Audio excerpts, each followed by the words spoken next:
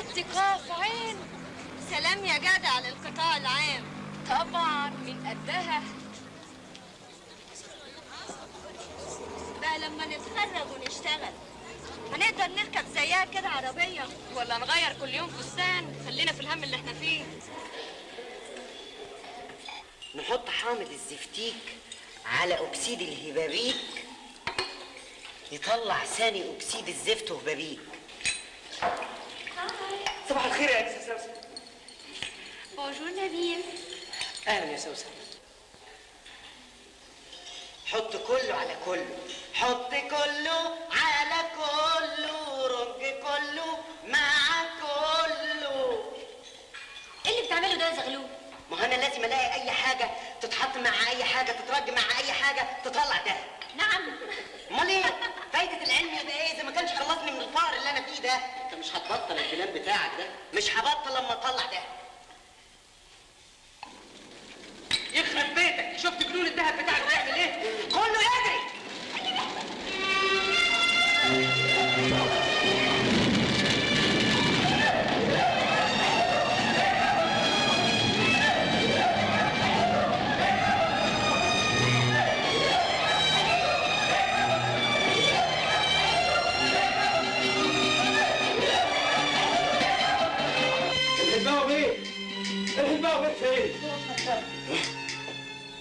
الحقني يا سعاده البيه، عمارة العجوزه وقعت يا هلباوي بيه.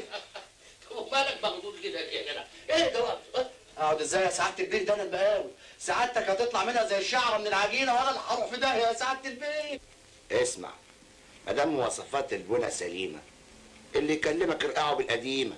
كله كان على ايديكم يا سعاده البيه، انا كنت عبد المأمور.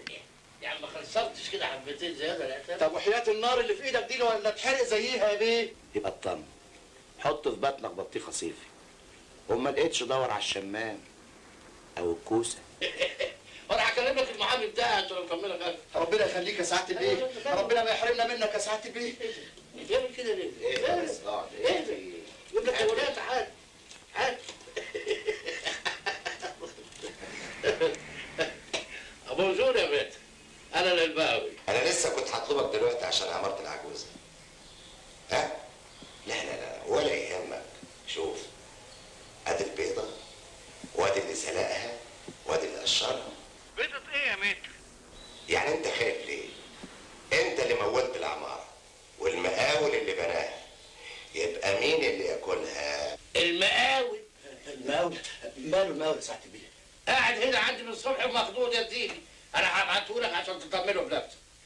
روح للبيت محامي وهو هيعمل اللازم. ربنا يعمر بيتك يا سعاده البيه، ربنا يعمر بيتك يا سعاده البيه، ربنا يعمر بيتك يا بيه، ربنا يعمر بيتك.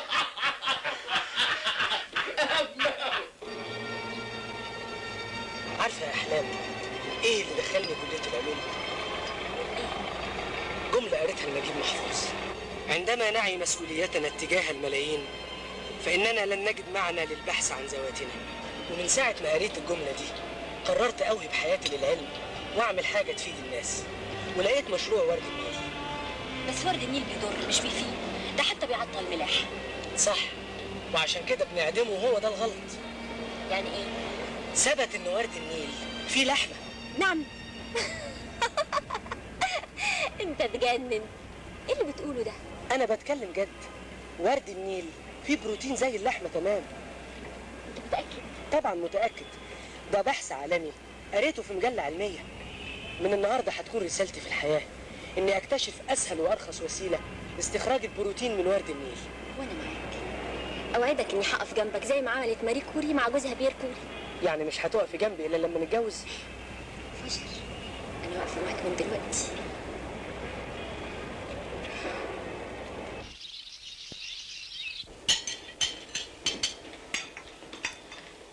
تليفون عشان سعادتك.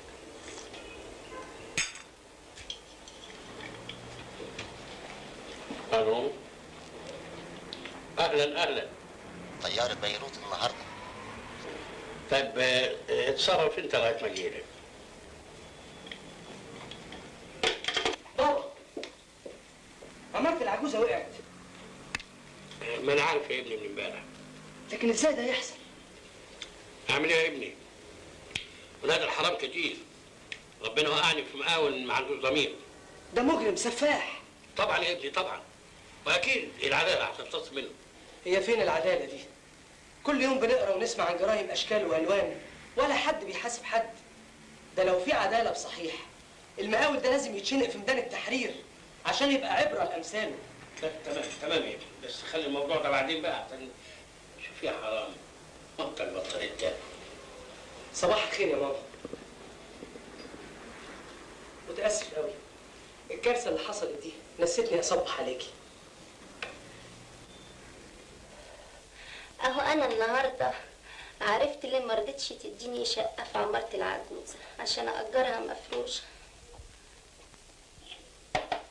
يعني ايه؟ انا كنت عارف انها هتقع. ايه متواطئ مع المقاول؟ انت ما كنتش متواطئ معايا يا حبيبي. شوفي يا نورسة روحي، سيبينا من الموضوع ده. بقول لك ايه يا هلوتي، ما تيجي نتواطئ مع بعض.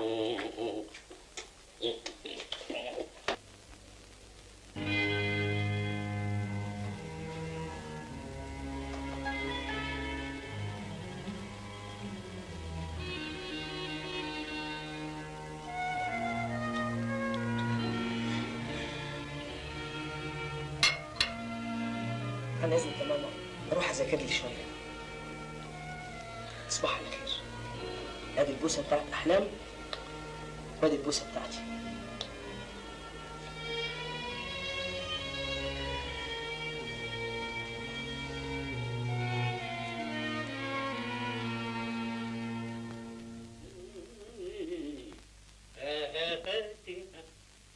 من هذا الرضا جرعة تبعث الجنون كيف يسكت من الضب.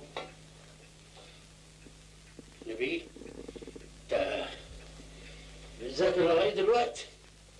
ده الفجر قرب جدا يا ابني. الامتحان قرب يا بابا، ادعي لي.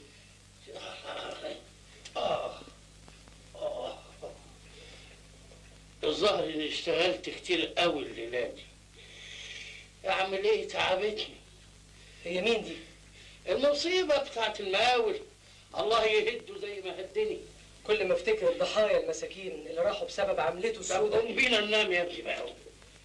على فكره اعمل حسابك تفضلي نفسك بكره بالليل. ليه يا بابا؟ في حفله مقامه لصالح المجهود الحربي وانت معزوم معايا فيها. ما اقدرش يا بابا. ناقص ليله مذاكره يا اخي. ثم خلاص انا هجسر لك تذكره ب 10 جنيه. يبقى ما فيش داعي للمروحه يا بابا. ثمن التذكره هو اللي هيفيد المجهود الحربي، ومذاكرتي ونجاحي هم اللي هيفيدوا المجهود الحربي. يا نبيل يا ابني، يا ما قلت لك ان الشهاده مش كل حاجه، لازم يكون لك علاقات مهمه تسندك. وفي الحفله هتلاقي ناس مهمين قوي واصحاب نفوس في البلد، وعلاقتك باي واحد فيهم زي الشهاده اللي هتاخدها.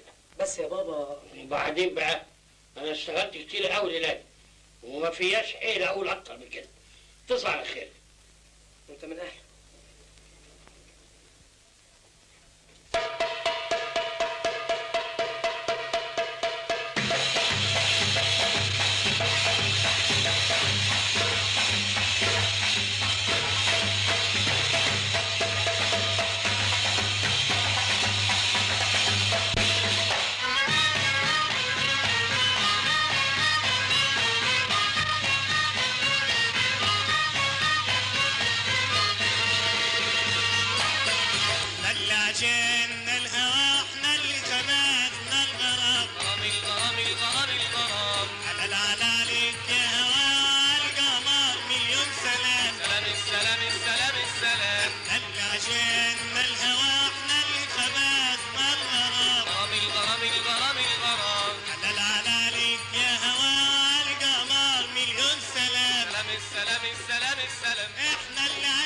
كفايه ان الواحد يتعرف لشخصيه زي دي تبقى البلد كلها تحت امره. مش كلام. اضحك، بكره الايام هتثبت لك ان كلامي صح. يا قمر يا قمر يا قمر يا قمر يا قمر، احنا اللي عجبنا الهوى واحنا خلقنا الغرام. طب احنا اللي عجبنا الهوى واحنا خلقنا الغرام. حلال عليك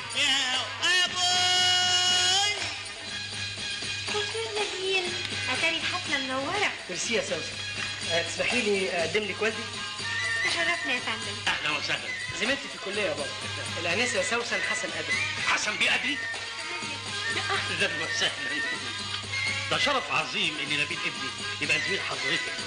العفو يا فندم، انا اللي ليا شرف اني اكون زميله نبيل في الكليه، ويبقى لي شرف اكتر لو تسمحوا اعرفكم بابي ومامي. ده الشرف لينا. اتفضل يا فندم. يا اهلا وسهلا. بنت باين عليها مياله ليك، باين عليها بتستلطفك. اوعى تضيع الفرصه دي من ايدك.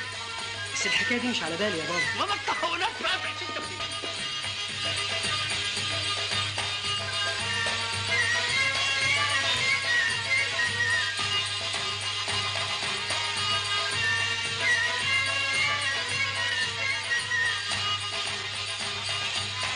لو ما كانتش ظروف جماعتنا الليله دي انا كنت هطلب اشوفك. ده شرف عظيم ليا. تؤمر سعادتك بخصوص موضوع العماره اللي وقعت.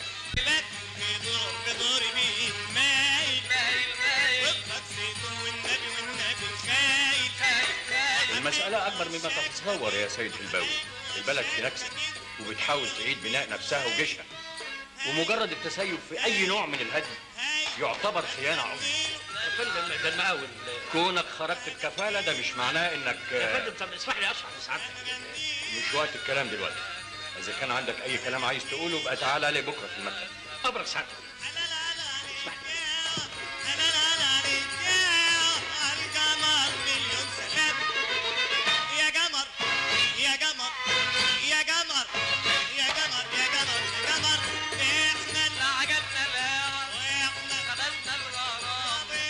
سبتها ليه؟ حد طيب بنت حسن قدر في حاله هتلاقي زيها منين؟ بس يا بابا. بس بقى بلا بابا من الزبد.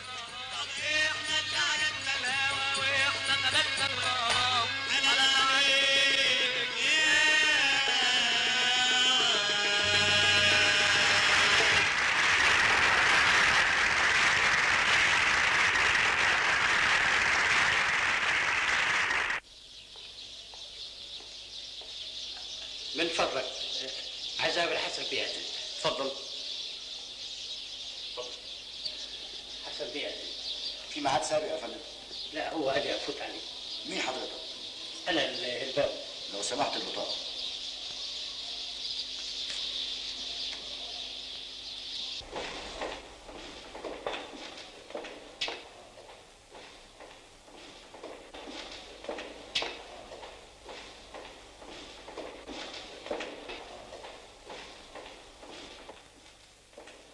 حسن بيه أدري.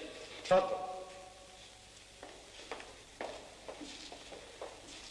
أنا آسف يا هلباوي بيه، حسن بيه أدري مش جاي النهارده. معلش أنا هطلب من سعادتك إنك تتكرم تاني وتشرب بكرة. أهلا. ألو؟ أيوه سعادة البيه. حسن بيه أدري مع سعادتك يا فندم. لحظة واحدة. أصل أجندة المواعيد النهارده مزدحمة، وأنا عاوز أدي لسعادتك فرصة لمقابلة طويلة. أصل بيني وبين سعادتك سمعت كلام بخصوص عرض موضوع العمارة على مجلس الأمة. طيب اسمح لي يا أستاذ أحمد السويفي. طب اسمح لي يا أحمد تديني فرصة قبل بكرة عشان أوضح له موقفي. ألو؟ لحظة واحدة يا فندم. خدمة تانية يا هلباوي بيه؟ لا منتظر عشان أسلم على سعادتك. طيب يا فندم، مع السلامة. مع السلامة يا فندم، مع السلامة، مع السلامة. أيوه يا فندم، أنا مؤاخذة يا بيه. حسن بيه مع سعادتك يا فندم. أيوه يا فندم. يبقى بسرعه نبتدي اجراءات تحويل املاكك كلها لابنك نبيل. ده اللي انا جاي لك علشان تقابلني بعد ساعه.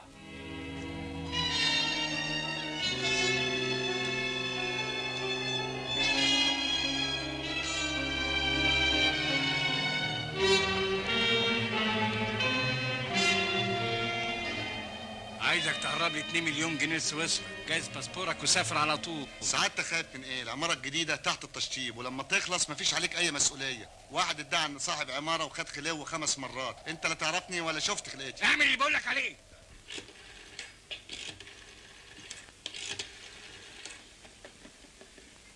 الو اسمع، الغي رحله بيروت بتاع بكره. ليه يا هلباوي؟ بعدين افهمك.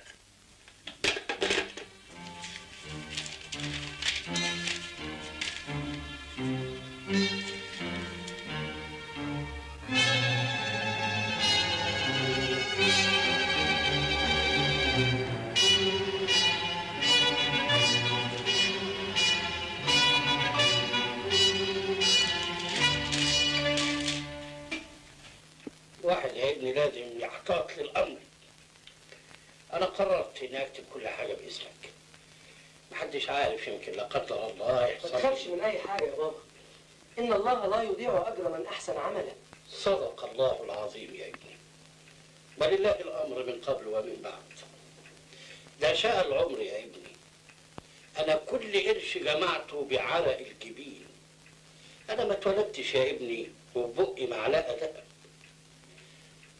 انا ابتديت من الصفر بشرف وامانه، واتلطمت كتير لحد ما بنيت نفسي.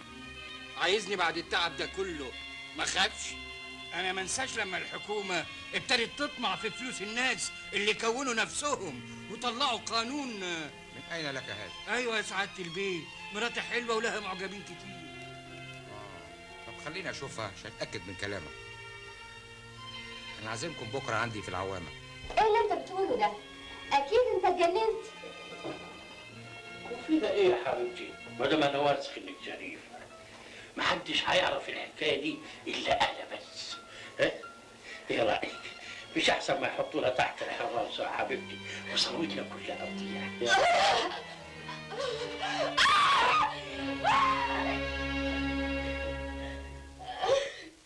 الحمد لله ربنا وقف معايا عشان فلوسي حلال، لكن مسكينه امك من خوفها عليا يا ابني وقعت مشلوله.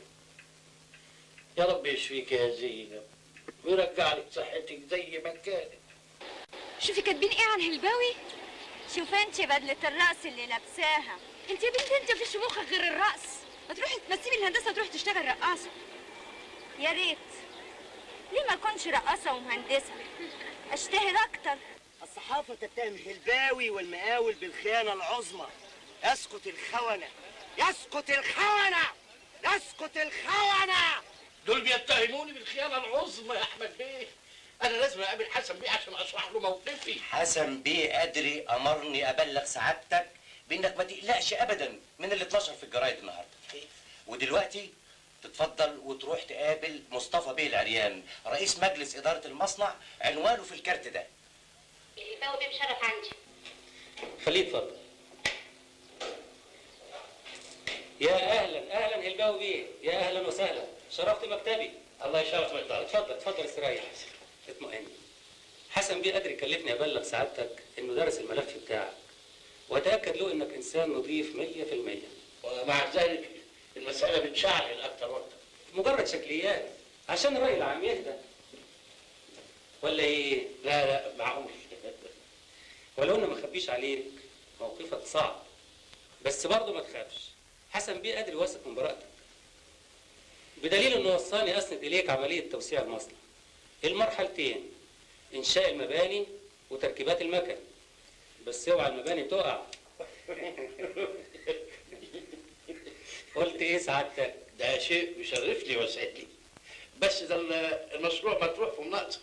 ادخل فيها. طيب ممكن اطلع على دفتر الشروط عشان اقدر احدد المبلغ اللي انا هبتدي بيه. اكبر عطا وصل لنا 200,000.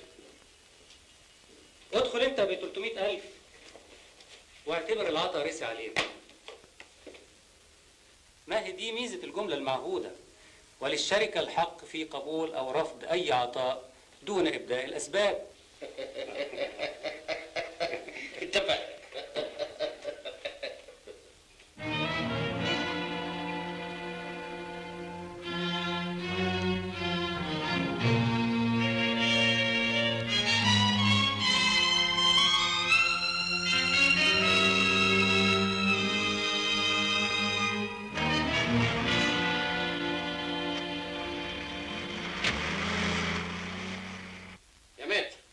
أجل كل الإجراءات اللي اتفقنا عليها، والغي كمان موضوع سويسرا.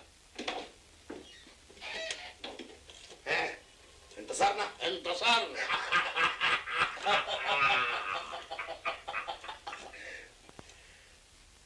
نوسة أنا جاي.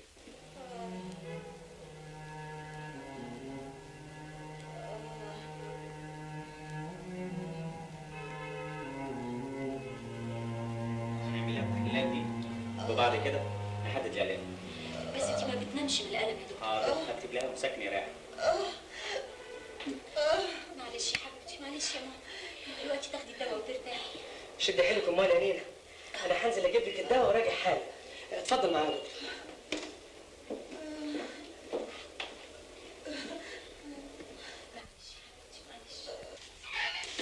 فندم يا سعاده البيه. قريت الجرايد النهارده؟ قريت يا سعاده البيه. بس حاجه الغريبه ان حسن قدري هو اللي بيطالب بعرض القضيه على مجلس الامه. بس ولا يهمك يا سعاده البيه، مركزك من الناحيه القانونيه سليم 200%.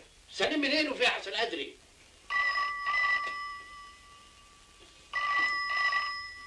رد انت، يمكن انا مش موجود.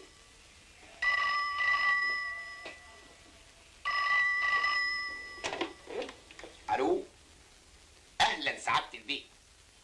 اهلا وسهلا يا فندم. لا والله يا فندم لسه ما وصلش. الله يبارك فيك يا فندم. يا فندم الله يبارك فيك. حاضر، اول ما هيوصل هديله خبر. الف سلامه يا سعاده البيه. برعايه الله يا فندم. ده مصطفى العريان العطا رسى عليك وعايزك تروح له حالا. عجيب، منين بيغسوا العطا عليا ومنين بيقلبوا عليا مجلس الامه؟ يا سعاده البيه صحصح معايا. مساله العطا دي من الاول باين ان فيها ان. ايوه بس طب لزومه ايه الارهاب ده بقى؟ انا عايز سعادتك بس حط نفسك مكان حسن بيه. لما الصحافه تسالك عن رايك في قضيه خطيره زي دي ترد تقول ايه؟ كلام جميل عظيم. نتكلم بقى في الشغل. سعادتك هتبتدي بالانشاءات اولا. طبعا. اهم حاجه ان المباني تكون متينه بحيث ما تقعش، وده معناه انك جايز تطلع خسران من عمليه الانشاءات. الخساره دي هتعوضها في عمليه تركيب المكان الجديد. ازاي؟ قلت لي ازاي؟ مخزن الشركه فيه قطع غيار قديمه، هندخلها المكن الجديد ونرجع القطع الجديده المخزن بدل ايه؟ القديم. وبعدين الشركه بتبيع خردة المخزن في المزاد العلني، والمزاد هيرسي عليك، تبقى اشتريت القطعه الجديده برخص ايه؟ التراب. وبما ان المكن الجديد اللي فيه القطعه القديمه ما يصحش يعطل قبل سنتين على الاقل، الشركه هتراعي عدم تشغيل المكن باقصى طاقته، وبعد سنتين نعلن عن مناقصه لتوريد قطع غيار جديده للمكن، وطبعا هيرسي عليك ايه؟ العطا. وقطع الغيار اللي انت اشتريتها بسعر الخرده هتبيعها بسعر ايه؟ الجديد. سعادتك دخلت العطا ب250,000 والعمليه ارباحها 200%، يعني $500,000. سعادتك ربع وانا ربع والربعين. مفهوم، بس يعني الربعين دول مش كتير. ما تنساش ان مجرد موافقه شركه قطاع عام على اسناد مشروع ليك بيعزز موقفك في قضيه العماره. مفهوم. طب استاذن انا بقى. مع الف سلامه. طيب مع السلامه.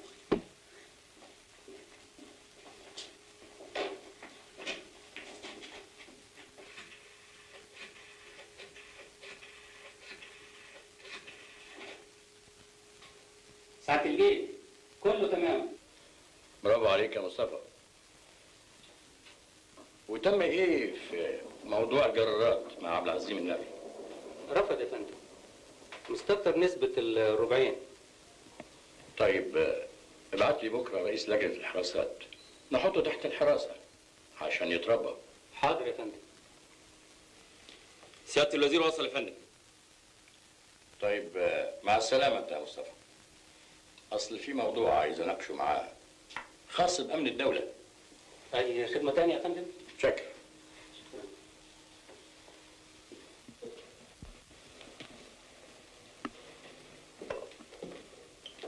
صباح الخير يا فندم. اهلا.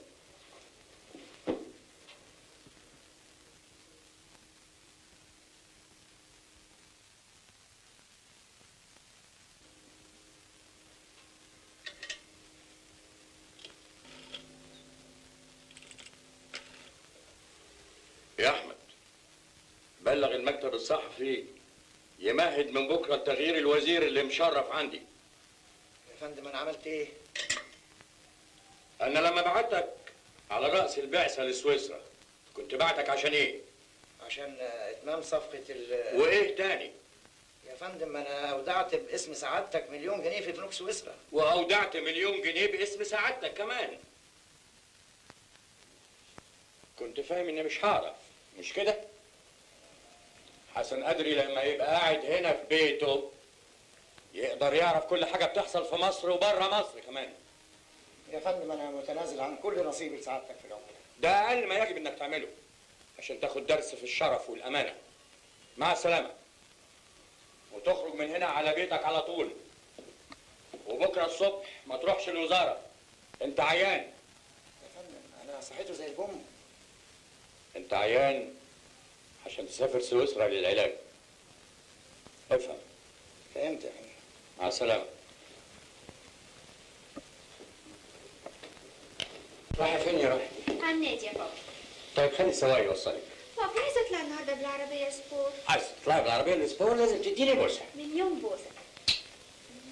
مع السلامه يا روحي. الله يخليك.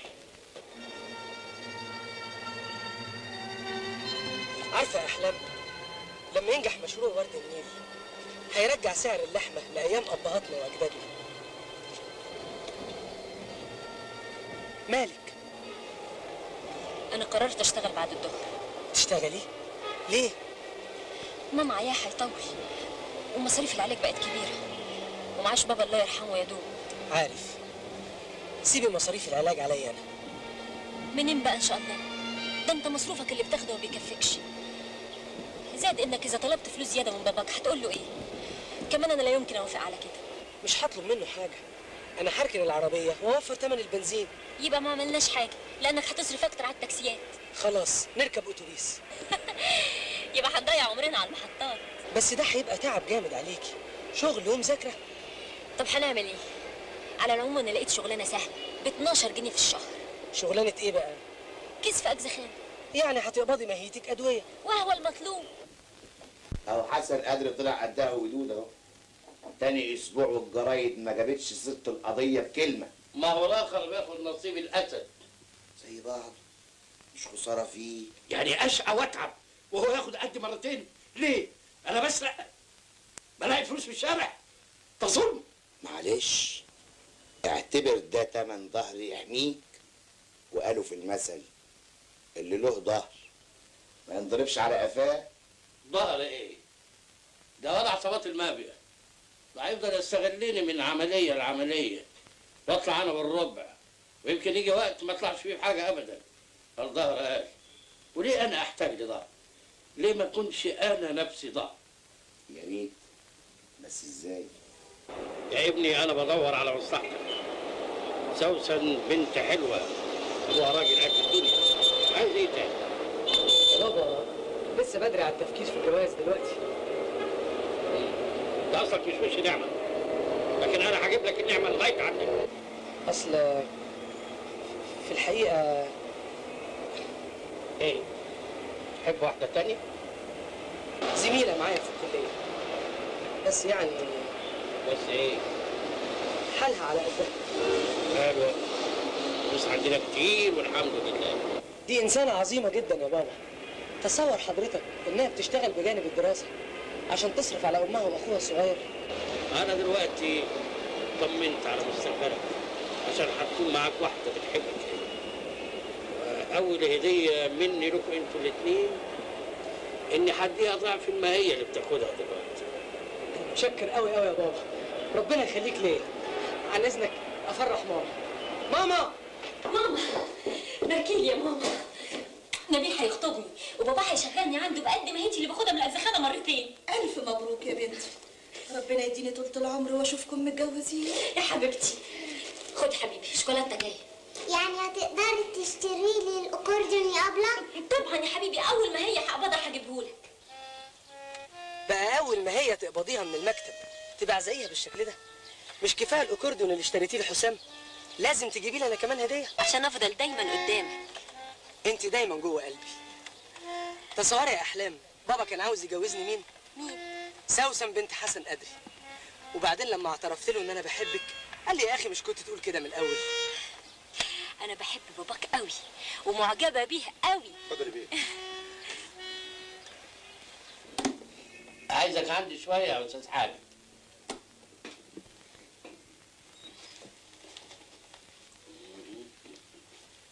تحت امرك يا سعاده البيه. اقرا يا سيدي مكتوب كده. خير. يجب عدم صرف الادويه المسكنه للالم مثل الاوبتاليدون او الكودايين بدون روشته لأن مدمني المخدرات يستعملونها كبديل لرخص ثمنها وسهولة الحصول عليها. أظن دي صفقة مضمونة 100%. ها؟ أوكي.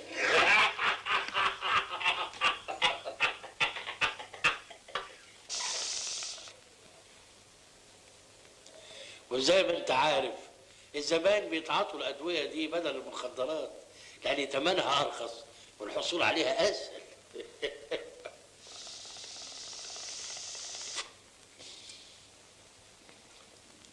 مفهوم. يعني وجود الأدوية في السوق يهز سعر المخدرات، وعدم وجود المخدرات يرفع سعر الأدوية.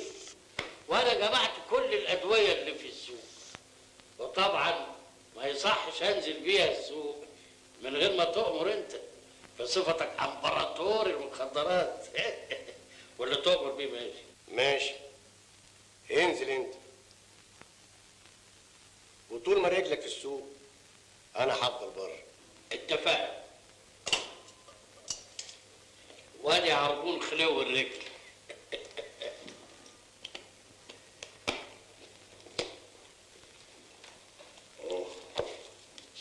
واحد، اثنين، الله، ما تاكل لك حته بسبوس عشان تراوش. ثلاثة. وطني وطني وطني حبيبي، أمي أمي أمي حبيبتي، هي بلدي بلدي يا مصر، بلدي يا مصر، بلدي يا مصر.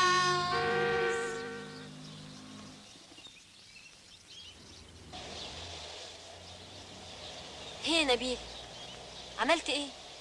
مفيش فايدة. لفيت كل الاجزخانات اللي في البلد، مفيش فايدة. أنا مش فاهم ليه ما بيمنعوش صرف الأدوية اللي زي دي من غير روشتة. أكيد في تخطيط لحرمان الشعب من كل ضروريات الحياة، حتى الدواء. طب وبعدين؟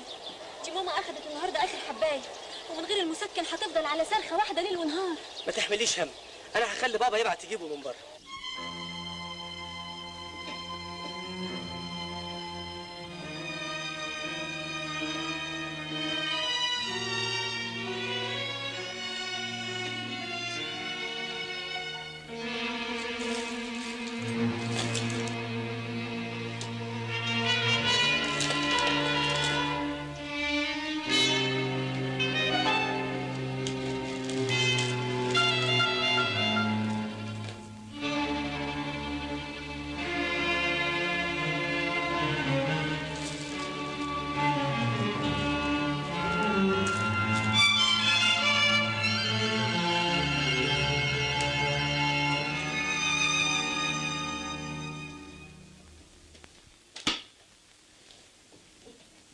ابعتيلي الأنسة أحلام. حاضر يا فندم.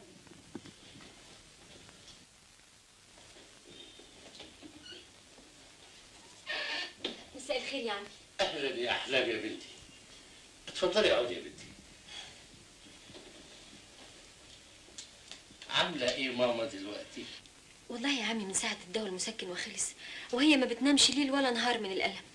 يا بلد، حتى الدواء. على كل حال أنا عملت حسابي وبعد جبت من بيروت، وهروح معاكي عشان أديهولها بإيدي. متشكرة قوي يا عمي، دي ماما هتدعي لك ليل ونهار. طيب لو سمحتي قبل ما تمشي تحطي الصندوق ده في الخزنة وتجيبي لي 1000 جنيه. حاضر.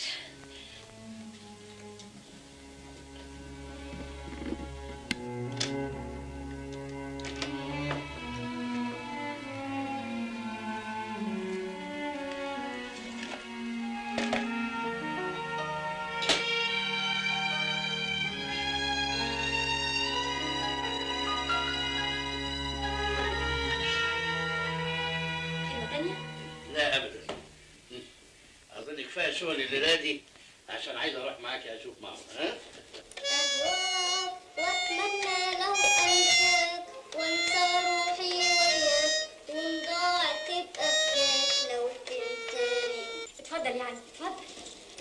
يا ساتر يا رب، يا ساتر. ماما، عمي جاي يطمن عليكي، ده جاب لك الدواء من بره ومصمم يجي يقدمه لك بنفسه. وليه التعب ده؟ كتر خيرك يا الباوي. حالا هتبقي عارف.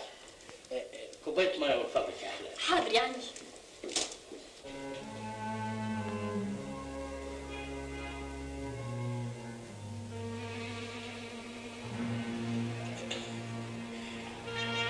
دي بقى صورة المرحوم.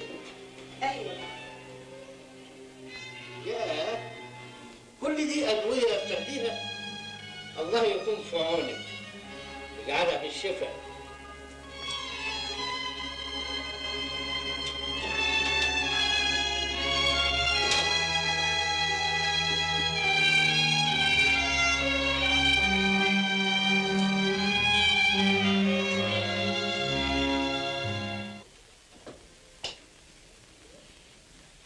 والخزنه دي كانت مقفوله؟ لا ابدا، انا سبت المفتاح في الباب ويا دوب رحت الحمام ورجعت بعد دقيقتين ما لقيتش صندوق المجوهرات بتاع مراتي. ما كانش عندك زوار بره؟ لا ابدا. يبقى حد من الموظفين بتوع سعادتك تشتبه في مين؟ مش معقول. مدير مكتبي بقاله 10 سنين معايا. الاثنين سكرتيرات بقالهم 7 سنين معايا. الحاج امين السعيد راجل حاجي بيت ربنا. مش معقول. ما فيش غير البنت الغلبانه اللي تعين الجديد عندي. في ايه يا احلام؟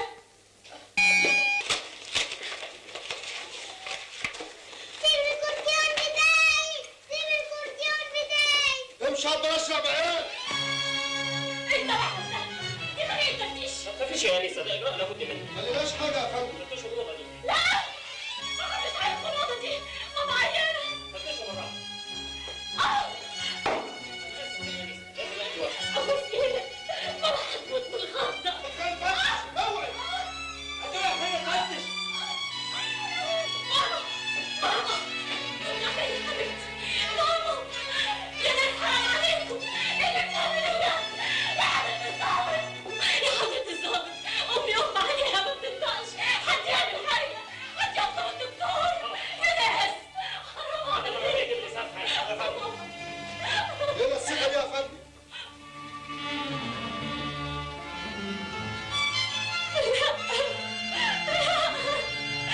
مش حاجتي مش حاجتي. وديتي علبه المجوهرات فين؟ صدقوني ما اعرفش عنها حاجه. امال المجوهرات اللي لقيناها عندك واللي ثبت انها ملك الهلباوي ايه اللي جابها في درج التسريحه بتاعتك؟ ما اعرفش. شوفي يا انسه، اللي واضح انك اتصرفت في العلبه وفي بقيه المجوهرات، وده في عرف القانون جريمه تبديد عقوبتها الحبس. قلتي ايه؟ الانكار مش من مصلحتك، الاعتراف هيخفف عنك العقوبه. اعترف بايه؟ انا لحد دلوقتي مش مصدقه حاجه باللي بيحصل. انت حره. امرت النيابه بحبس المتهمه احلام ابراهيم صالح 4 ايام على ذمه التحقيق.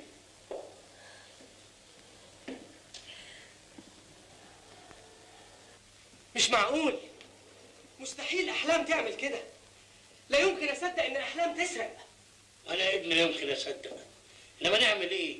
الادله كلها بتقول كده. لقوا العلبه في بيتها وعليها بصماتها وعلى باب الخزنه. كده برضه يا احلام. احمد ربنا انها ظهرت على حقيقتها. كنت هتتجوز واحده طمعانه في فلوسك، لكن ليه يا رب تعمل كده؟ ما كانت هتتجوزك وفلوسك هتبقى فلوسها، تقوم تضيع ده كله عشان شويه مجوهرات ب50,000 جنيه. يا سلام على الطمع لما يعمل ناس. على كل حال احمد ربنا يا حبيبي انها انكشفت وظهرت على حقيقتها. بس بقى خلاص يا حبيبي، خلاص يا حبيبي، خلاص خلاص. ما دام بتحبها للدرجه دي انا مسامحها، وهقول للنيابه ان انا متنازل عن القضيه. بس هي بقى ترجع بقيه المجوهرات والحاجه عشان يبقى فيها ابني مبرر لهذا التنازل. مش كده ولا ايه؟ مش كده يا حبيبي؟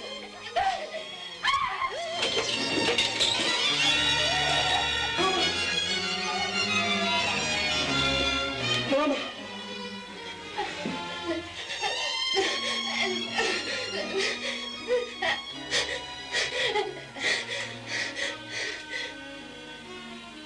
ماما ماما ماما.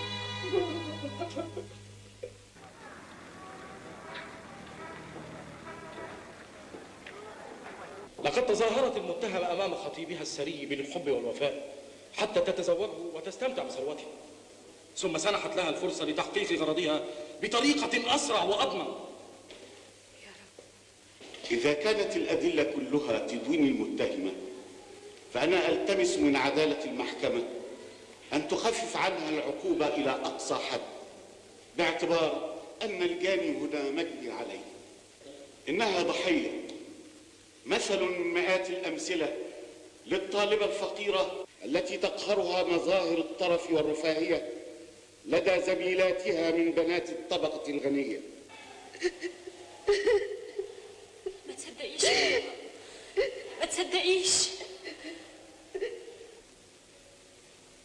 حكمت المحكمة حضوريا على أحلام إبراهيم صالح بالحبس 6 شهور مع النفاذ.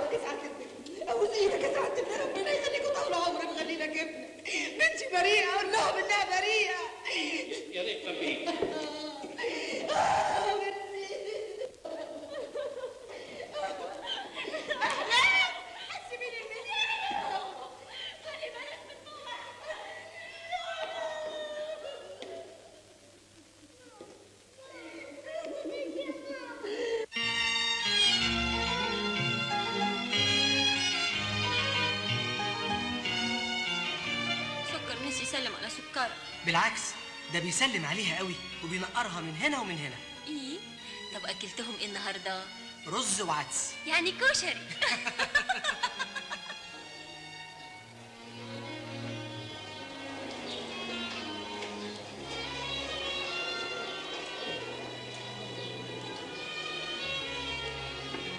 يا ترى ماما ما بتسألش عليا ليه؟ لا يكون التعب زاد عليها ولا حسام جرى له حاجة. مفيش حد يا اختي يطمنك عليهم؟ مفيش. الوحيد اللي كان بيسأل نبيل. اما انت هبله بصحيح، بقى تسرقي خزنه هايفه وانت بين ايديكي خزنه تبيض لك كل يوم بيضه دهب. بس انا ما سرقتش. يو ولا سرقتي وانت مكسوفه من ايه يا الدلعات؟ صدقيني يا لولو وحياة ماما واخويا ما سرقت. وصدقيني انت بقى ان شاء الله عدم خزنتي النبو المنيل على عينه حبيب القلب هو اللي وضب لك المصيبه دي علشان يجوز ابنه للست سوسن بنت السلطان مش بنت بولاق.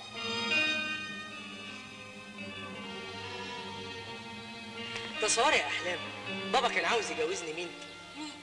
سوسن بنت حسن قدري. انا بريئه، انا مسروقه، حرام عليكم، انا بريئه.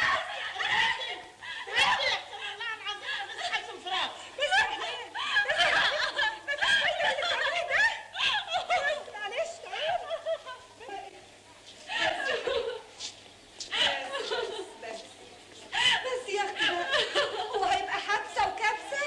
بس يا اختي بس روقي بس معلش اقعدي روقي بس. بقول لك ايه يا ضنايا، انت اتحاكمتي ابتدائي ولا استئناف؟ يعني ايه؟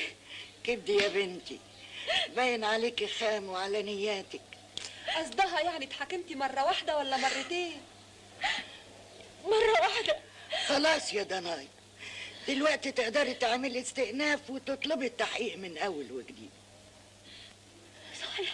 والله يا بنتي انا من حكايتك مقتنع انك بريئه، بس انا ليا نصيحه، مفيش فايده من الاستئناف. ليه؟ القضيه بتاعتك وراها عظمه كبيره، راجل نابو ازرق. احنا يا بنتي عايشين في عهد الغابه. يعني افضل هنا من غير ذنب؟ سلمي امرك لله، وهي الايام بتمر بسرعه.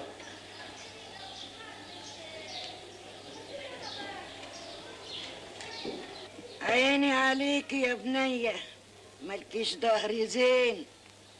اتهموكي في نعجة هايفة ورموكي في الزنازين، واللي سرقوا الجمل اتربعوا في دواوين. يا ناري، يا ما ناس بتسرق بالملايين ومحدش طايلهم.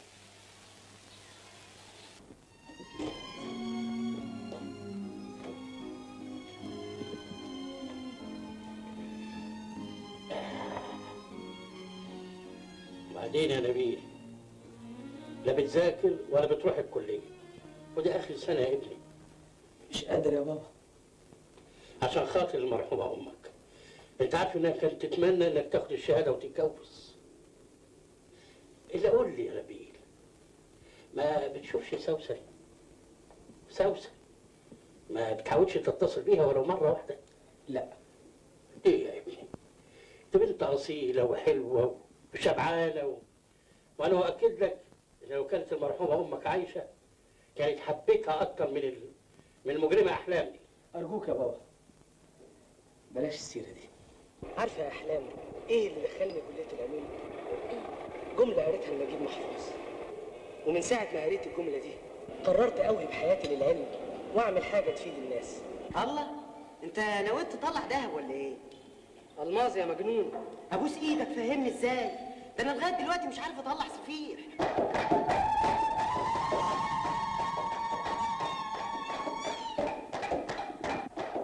مبروك على الافراج يا دناي.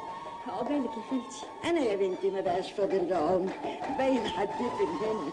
بعد الشر ما تقوليش كده. انا خارجه بعد شهر، اوعي تنسى عنواني، هتحتاجيني.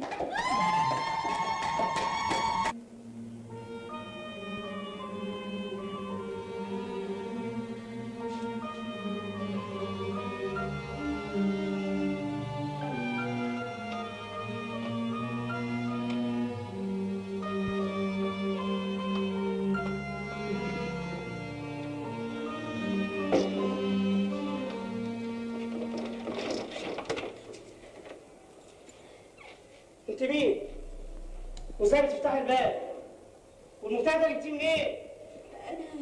انت لازم حراميه. انا لازم اسلمك في البوليس. يا بوليس يا عرب حراميه يا هو يا ناس. ايه ست احلام دي بتفتح الباب دي حراميه. تعرفوا من بعض يا سيدنا الافندي، دي البنيه اللي كانت ساكنه في شقتك قبل منا. قبل منا؟ قبل منا يعني ايه يا خالتي ابو زيد؟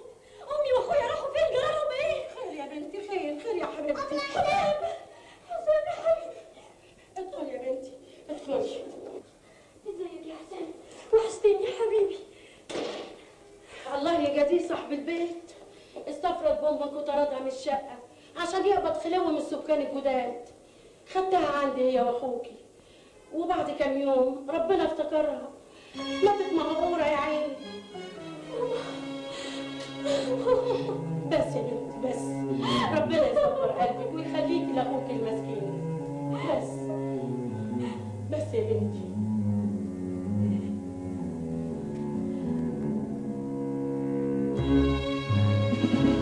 مكان جديد ايه اللي كل شويه يعطل ده؟ يابا ده نص خرده. قلنا اسفلناكم. ما هي ارتجانا مصنع ابوهم. المصنع مصنعنا يا رجاله، ويستحيل نسكت على كده ابدا. احنا لازم نطلب التحقيق. والله وجه يومك يا مصطفى يا عريان، بكره يتعرف صحيح. يسكت الخونه. يسكت الخونه. يسكت الخونه. يسكت الخونه. يسكت الخونه. يسكت الخونه. يسكت الخونه. يسكت الخونه. يسكت الخونه. يسكت الخونه. يا سياده المحقق جنس العمال ده لازم يتشكم. لو سيبنا له الحبل على الغارب مش هنخلص. يا فندم انا مش فاهم قصد سعادتك. الحكايه انهم كل كام شهر يطالبوا برفع اجورهم. مش معقول كده. ميزانيه المصنع لا تتحمل. واذا مجلس الاداره رفض الاستجابه لمطالبهم يستخدموا سلاح الاشاعات والاتهامات الكاذبه.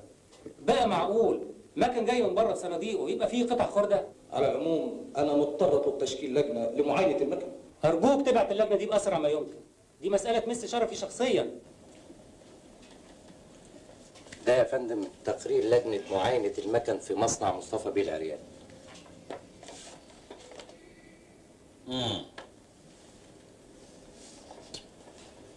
يرقى السيد مصطفى العريان إلى درجة وكيل وزارة تقديرا لنزاهته وحسن إدارته للمصنع، ويجرى التحقيق فورا مع العناصر المخربة من العمال بصفتهم عملاء لأحد الجهات المعادية للبلد.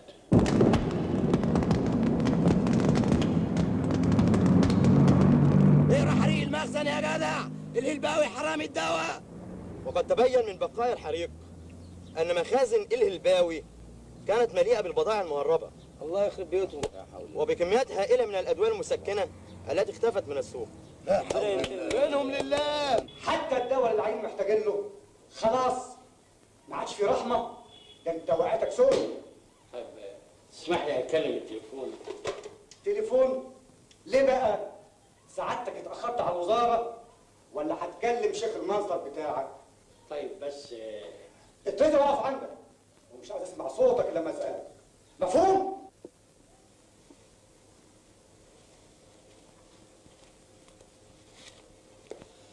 طيب ممكن تطلبني النمرة دي؟ مش كنت تقول من الاول كده هتجاوب ايه؟ انا تحت امرك. اتفضل هتجاوب ايه؟ قهوه ام شاويش. حاضر على اتفضل هتجاوب ايه؟ تحت امرك يا فندم.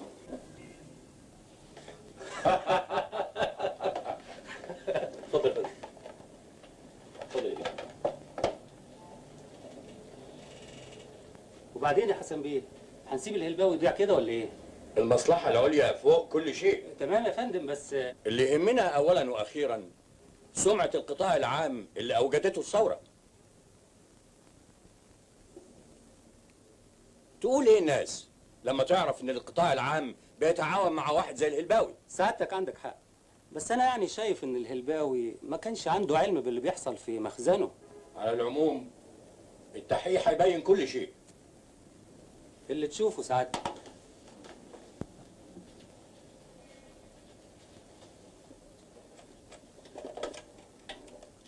يا أحمد اطلب لي مدير مباحث أمن الدولة. دول كلمتين كتبتهم بمعرفتي يا هلباوي بيه، لو سمحت سيادتك توقع عليهم. امال الظابط الاول راح فين؟ راح في توكر يا سيدي علشان ازاي يتجرأ ويتكلم هلباوي وهو قاعد. امتى ربنا خلصنا من الوساخه دي؟ وايه حكايه الحبس الاحتياطي دي؟ مجرد شكليات يا هلباوي بيه، حسب التعليمات اللي جت من فوق.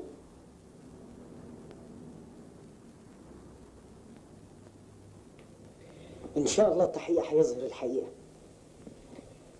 زي ما حصل في قضية العمارة بالظبط.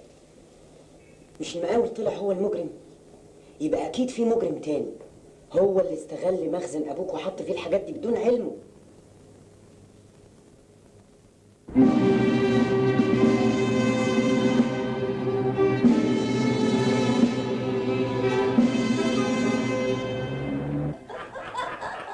يا سلام يا جدعان، ده الحبس الاحتياطي ده طلع اخر منجاه عليا. يا خرابي الاوضه هنا بكام في الليل على الدار على كده؟ يا ريت يحبسوا لنا راخر يومين زيك يا المهم ايه اخبار جميل؟ ما جاش ظلم ليه لغايه دلوقتي؟ الله، وانت لحقت تقعد؟ زمانه جاي في السجن. انا خايف لا تكون عيت بصندوق المجوهرات فهيلاقي بقيه المجوهرات اللي احلام اتحبست متهمه بتبديدها، ساعتها هيعرف ان انا دبرت الحكايه دي عشان اخلص منه. ولا يهمك، زمانه نسي وده اسمه الكلام. المهم عملت ايه في صفقه الادويه؟ خدت نصيبك منها ولا لسه؟ ايه؟ طبعا احنا بنلعب.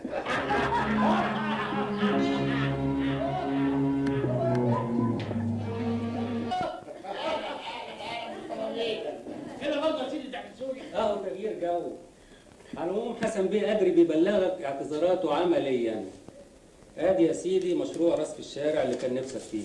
انصر دينك ودين حسن بيه ودين اهله. بس المهم عمليه سفلكه الشارع لازم تخلص قبل 15 يوم. بس المهله دي قصيره قوي. اتصرف. وايه الحكمه؟ انا اقول لك يا سيدي ايه الحكمه. بقى حسن بيه ادى تعليمات لمصلحه التليفونات تبدا الشغل بعد 15 يوم. هي تفحت واحنا نبلط، وبعدها الكهرباء. هي تفحت واحنا نبلط، وبعدها مرفق المياه. هو يغرق واحنا نبلبط، وبعدها المجاري. وكما هو جاري انا الربع وانت الربع وعمنا الكبير الربعين. ليه كده خلصت الاتش كله. ازيك يا مصطفى بيه؟ الله يسلمك، والله وحشتنا انفاسك الحلوه. لوبتي ننوست. طيب نستأذن احنا بقى خلاص. ما بدري بدري يا جماعه. نسيبك احنا بقى تدرس القضيه. شد حيلك. حلوه قوي قضيتك دي. وعلى فكره مباراه معتبره لزوم القضيه.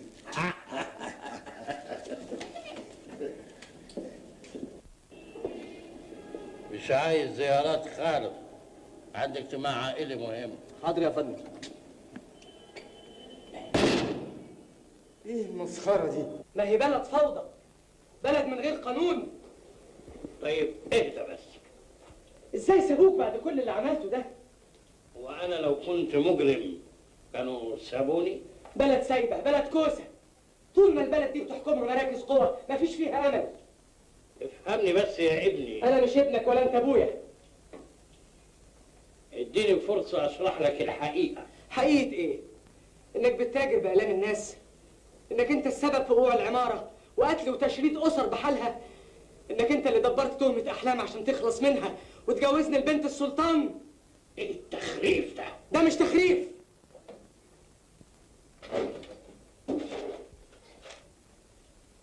مش دي علبة المجوهرات اللي انت اتهمت احلام بسرقتها؟ ساكت ليه؟ ما تتكلم.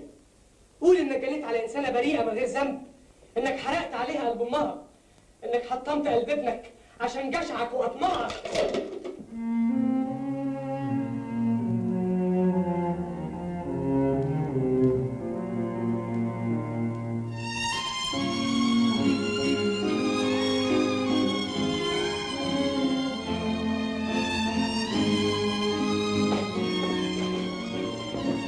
نبيل رايح فين؟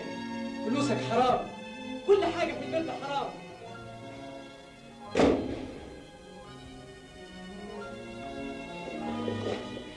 كبدي عليه من يوم ما مشت هي واخوها وانا ما اعرفش عنهم حاجه.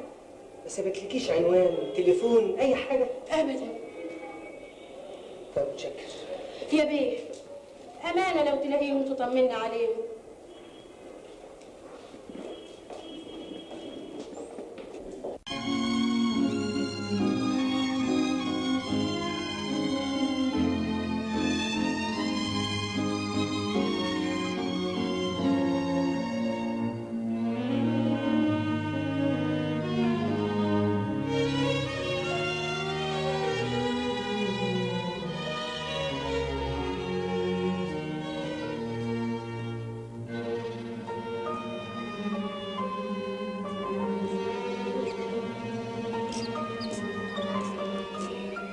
صباح الخير.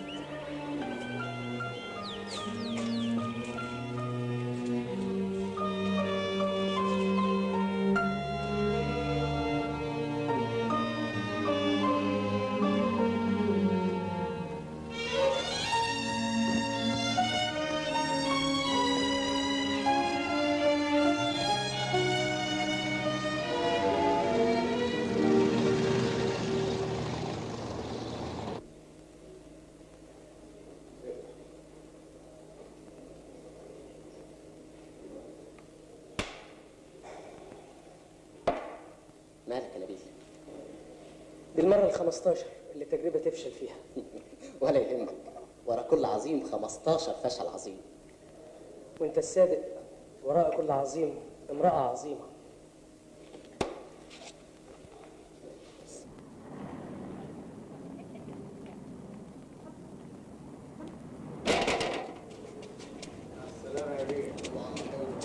هات الإزازة واقعد لعبني. ايه ده بقى؟ مفيش حد في البلد يولع لي؟ هات الإزازة واقعد لعبني. تسمح تلعبني؟ قصدي تولع لي. مين؟ زغلول؟ مين؟ نبيل بالحضن يا ابو الملاذ. ايه ده؟ ايه اللي عمل فيك كده؟ دي حكاية طويلة أوي، طويلة. تعالى بقى ايه نقعد واحكيها لك. لا لا لا، نقعد فين؟ تعال نقعد في حتة تانية يا أخي. يا جدع خش، يعني أنت هتخش جهنم؟ تعالى بس، تعالى.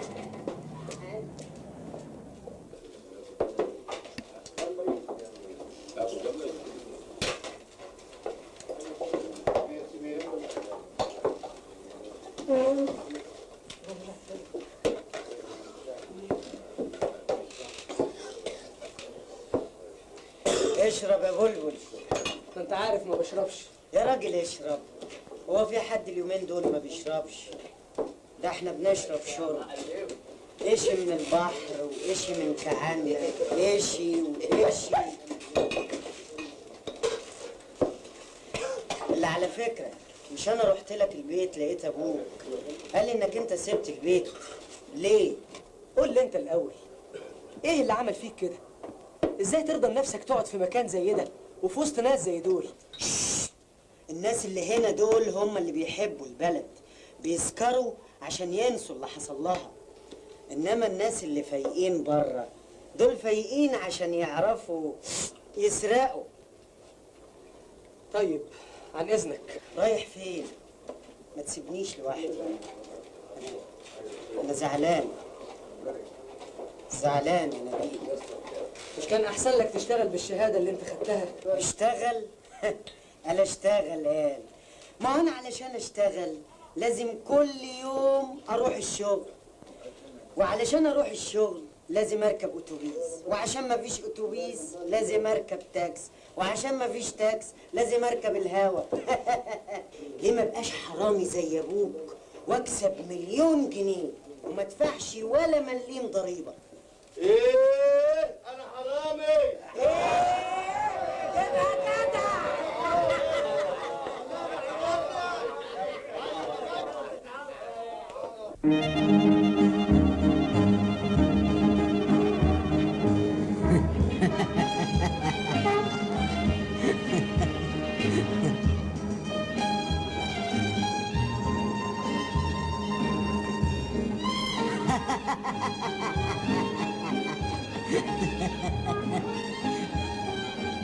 شايف يا اخويا بيجيبوا العربيات دي كلها منين؟ نفسي اسرق زيكم يا ولاد الحراميه. الله الله الله الله الله، مش دي البيت ابتسام؟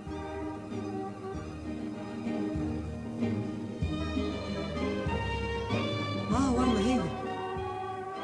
اخ لو كانت امي ولدتني بنت كنت برضه دخلت كليه العلوم وطلعت العلمة زغلول. رقصني يا جدع. يخرب عقلك، هتفضحنا في وسط الشارع. يلا بينا. طب سيبني بس لما الم النقطة. نقطة ايه يا جدع؟ يلا بينا.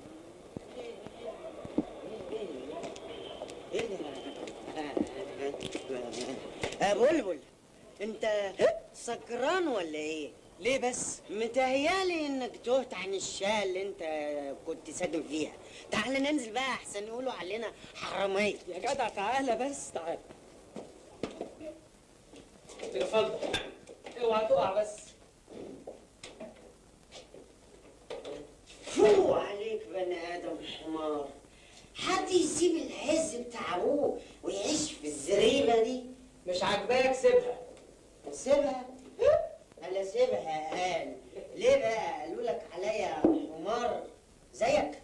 عايز تاكل؟ عايز. ده انا واعي. بس تحكي لي الاول ايه اللي حصل بينك وبين ابوك؟ حاضر هحكي لك واحنا بناكل. لا واحنا بناكل تحكي لي. حاضر. ده انت زعلتني. بقى احلام بريئه. وديني عايش على امل اني الاقيها في يوم من الايام. اهي دي الحاجه الوحيده اللي ابوك طلع فيها ندل.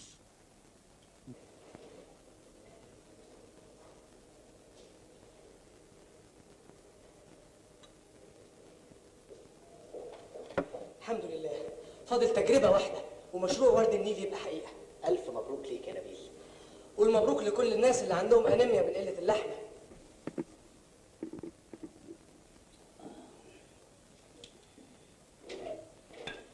بارك لي يا زغلول. مشروع ورد النيل الحمد لله قرب يخلص. ورد النيل ايه يا جدع؟ بلا نيله. انا عندي مشروع هنا اخر ورد. مشروع ايه؟ ايه ده؟ رسم سريالي؟ سروالي ايه يا جدع؟ دي خريطة عبقرية هنسرق بيها البنك الاهلي. زغلول احنا مش اتفقنا تتنيل على عينك تبطل تشرب؟ دي مرة بس كده عشان الخريطة تطلع مظبوطة. جبت فلوس الخمرة منين؟ أصل أنا بقى قعدت أفكر، يا واد تطبخهم وتاكلهم أنت وأخوك نبيل وبعد ساعتين تجوعوا تاني، ولا تبيعهم وتعمر الطاسة وترسم الخريطة اللي تشبعنا العمر كله. هما ايه دول اللي تطبخهم ولا تبيعهم؟ جوز العصافير اللي بره. يا نهارك اسود، سكر وسكرة. انت النهارده حققت شيء عظيم للبلد. الحمد لله. المهم دلوقتي تقدم مشروعك للمسؤولين عشان يتنفذ. ايه؟ مالك؟ كان نفسي احلام تكون معايا عشان تكمل فرحتي.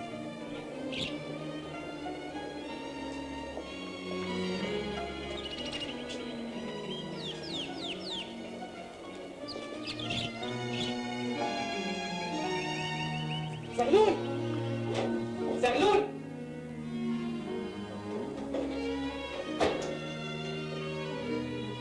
لحسن الحظ اني لقيت سكر وسكرة في اخر لحظة.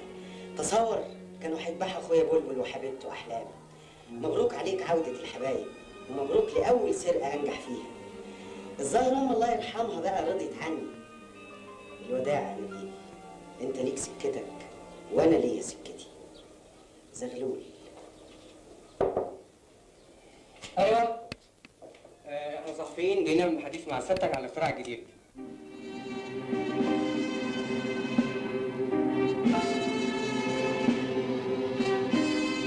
ايه يا استاذ التخريف اللي انت ناشره في الجورنال ده؟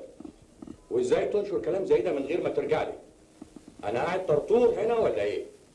ولا انت فاهم ان الصحافه دي بتاعت ابوك؟ الصحافه ملك للشعب، يعني لازم تكون لخدمه الشعب مش لتضليل الشعب. وهو معقول كيلو اللحمه يبقى بريال؟ امال كيلو الكوس هيبقى بكام؟ ولمصلحه مين الكلام ده؟ انتوا عايزين تفتحوا عينين الناس على كلام سابق لاوانه. احنا في النكسه اللي عايزين نخلص منها ولا في اللحمه؟ لحمه ايه وكلام فارغ ايه؟ لا صوت يعلو على صوت المعركه. بس يا فندم اصل لما حسن قادر يتكلم تسمع وانت ساكت، فاهم ولا لا؟ انا شايف انك اعصابك تعبانه شويه، عشان كده لازم تاخد اجازه مفتوحه ابتداء من النهارده.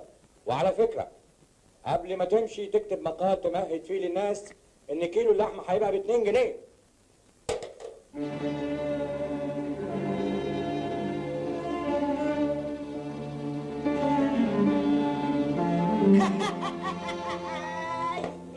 واحد ما شافش اللحمه شاف ورد النيل اتجنن. بقول لك ايه، ما عندكش ترمس ضاني؟ طب بقول لك ايه، ما عندكش حته لحمه اللي فيها سجارتين؟ مين؟ ما قلتليش يا نبيل، مشروع ورد النيل اخباره ايه؟ صاحب الليل يا نصيب. زفت، البلد كلها زفت الا الشوارع ما فيهاش ريحه الزفت. حاجه تقرف. الواحد مش عارف البلد ماشيه ازاي، زي ما يكون بتحكمها عصابه عايزه تخربها، وعايزه الناس تفضل غرقانه في مشاكل عشان ما تفوقش وتحس بالكوسه اللي ماليه البلد. نبيل، تليفون عشانك. الو. ايوه يا فندم، انا نبيل الهلباوي. حالا يا فندم هكون عند سعادتك. خير ان شاء الله. الظاهر المشروع هيتنفذ يا احمد. اولا احب اهنيك بحرارة على مشروعك العظيم. العفو يا فندم، ده اقل ما يجب ناحيه بلدي. لكن تعرف يا استاذ نبيل، في حاجات بتبان في ظاهرها مفيدة، لكن في الحقيقة هي عكس كده. مش فاهم قصد سعادتك. مشروعك للأسف الشديد لو اتنفذ هيخل باقتصاد البلد. ازاي يا فندم؟ أقول لك ازاي. أنت عارف إن أزمة اللحوم سببها العلف والكسب. يعني كل ما زادت البهايم احتاجت لعلف وكسب أكتر. والبلد مليانة بهايم والحمد لله. يعني لو نفذنا مشروعك وما ذبحناهمش الأزمة هتزيد. بس يا فندم، على فكرة أنا زعلان منك. ليه يا فندم؟ شاب زيك مثقف فيري بريليانت قدامه مستقبل عظيم، ما يصحش يقعد في قهوة بلدي في وسط ناس جهلة ويتكلم في مسائل أعلى من مستواهم. مسائل إيه يا فندم؟ انت عارف. حضرتك بعت لي عشان المشروع ولا عشان انسى حكايه المشروع ده نهائيا، مفهوم؟ انساها ازاي يا فندم؟ انسى مصلحه بلدي؟ انسى الناس الجعانين اللي ما بيعرفوش طعم اللحمه الا في الاعياد؟ لا عندك حق. عن اذنك لحظه واحده.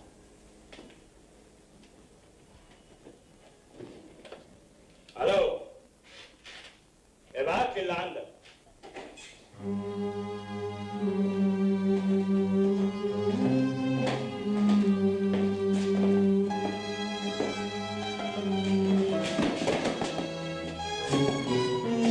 كيلو اللحمه بكام؟ بريال. كيلو اللحمه بكام؟ بريال.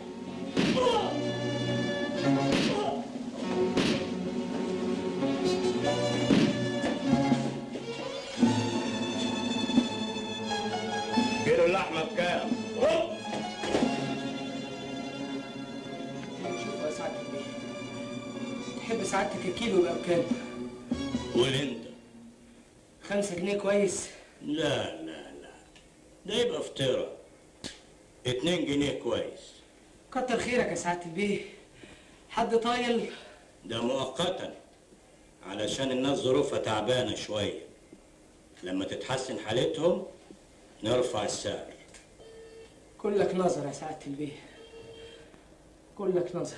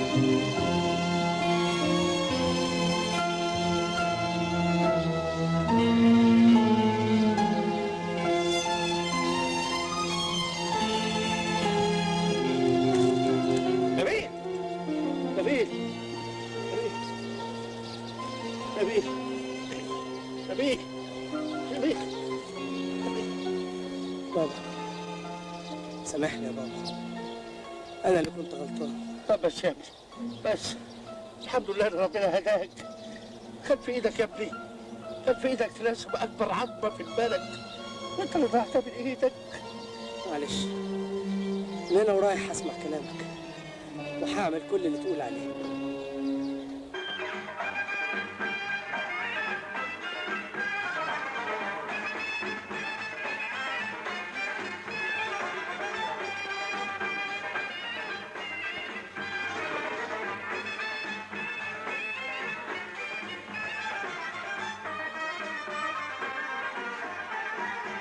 ألف مبروك يا هلباوي بيه، ربنا يتمم بخير. أنا حالف لازم أعزه يوم فرح فريد بيه. ومين؟ وسط يا فندم.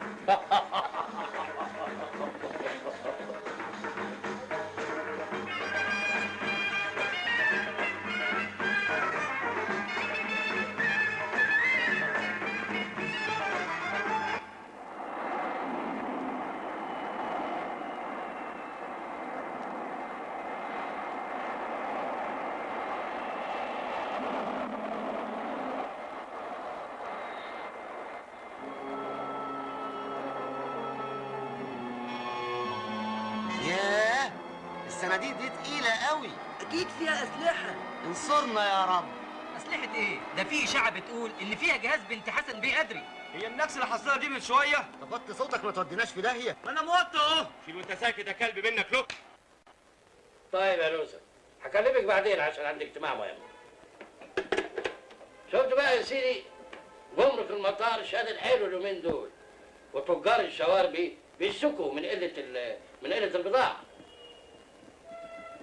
بس دي مسألة مؤقتة بمناسبة حملة الجرايد على الجمرك، كلها يومين وترجع المسائل زي ما كانت واكتر شوية. بس احنا ليه نعتمد على البضاعة الأجنبية؟ انت عارف يا نبيل يا ابني ان المستهلك المصري بيفضل البضاعة الأجنبية على البضاعة المصرية. مع ان المنتجات المصريه فيها حاجات ما يقلش مستواها عن البضاعه الاجنبيه. بس عيبها انها مصريه ورخيصه كمان. يبقى نديها الجنسيه الاجنبيه ونرفع ثمنها، وبكده يبقى خدمنا الزبون اللي ما بيحبش يشتري الا من شارع الشواربي، وخدمنا منتجات البلد اللي ما حدش بيشتريها. منتهى الوطنيه والله. انت بتقول فيها يا بابا. الزبون لما بيشتري قميص امريكاني ثمنه 20 جنيه بيحس ان امريكا بلد محترمه، بلد متقدمه. ولما يشتري نفس القميص بس مصري وما يقلش عن القميص الامريكاني بس ثمنه 3 جنيه بيحس ان مصر بلد كحيانه، بلد متاخره. شفت ازاي قادر تفيد بلدك وانت معايا؟ بيقولوا في المثل ابن الوز عوام. ده ما طلعش عوام، ده طلع صاروخ. الظاهر اني اتحال على المعاش احسن. الظاهر كده يا بابا. بتقول ايه؟ انا مش قصدي يا بابا، انا قصدي تستريح شويه. ومين قالك ان انا تعبت؟ انا عايز اشيل عنك الحمل شويه. قمت اللي عتبك عليا؟ اصل الحقيقه في مساله كده مزعلاني من حضرتك قوي. مساله ايه؟ ازاي تسمح لحسن قدري انه يطلع بنصيب الاسد من عمليه المصنع؟ اعمل ايه يا ابني؟ ما انت عارف يا ابني قوه ونفوذ حسن قدري. طز. زمان كانت السلطه اقوى مننا، دلوقتي احنا بقينا اقوى من اي سلطه في البلد. كلام ايه اللي بتقوله ده يا ابني يا نبيل؟ الانسان لازم يعرف حدوده. انا بقى عارف حدودي كويس قوي، وبعد اذنك يا بابا سيبني انا اتصرف مع حسن قدري في المساله دي.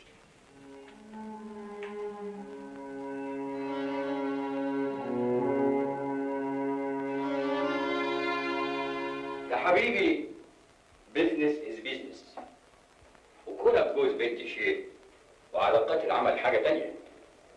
ثم ما تنساش ان ريحه المكن لو طلعت هيشمها مجلس الامه، وعشان نغطي الريحه الوحشه دي لازم نولع بخور، والبخور عند العطار، والعطار عايز فلوس. ثم انت جاي تكلمني على $500,000 جنيه وانا ساكت على ابوك، وانا عندي تسجيل بصوته يوديه ورا الشمس.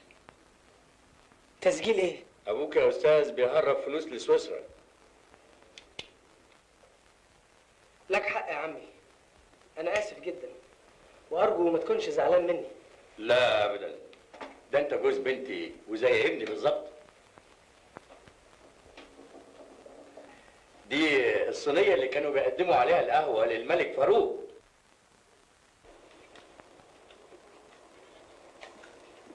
مين قدك يا عم؟ وصلت ونسبت اكبر مركز قوه في البلد.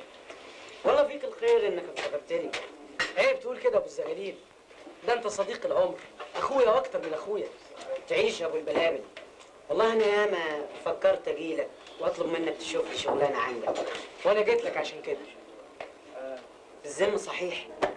ادي 500 جنيه وال 500 التانية لما تتم العمليه. ايه؟ عايز ال1000 جنيه كلها مقدما؟ مفيش مانع.